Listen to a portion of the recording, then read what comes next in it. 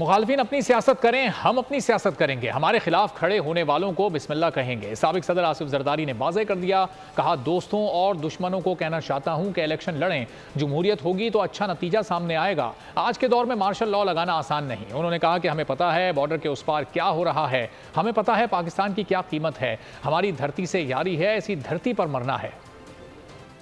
ہم سب کو کہتے ہیں کہ اپنی سیاست آپ کریں، ہماری سیاست اپنی ہے، ہماری فلسفی اپنی ہے، آپ کی فلسفی اپنی ہے۔ جو مخالف الیکشن میں آ رہے ہیں، ہمارے خلاف کھڑے ہوں گے، ان کو بسم اللہ، آئیں آپ کھڑے ہوں، آپ کو ہم ویلکم کرتے ہیں۔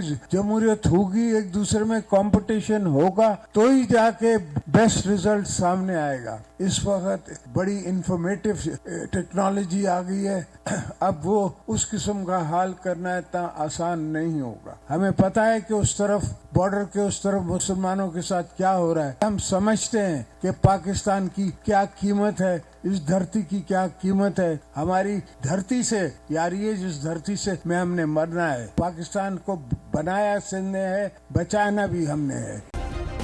سبسکرائب کریں اور بیل دبائیں تاکہ کوئی خبر رہ نہ جائے۔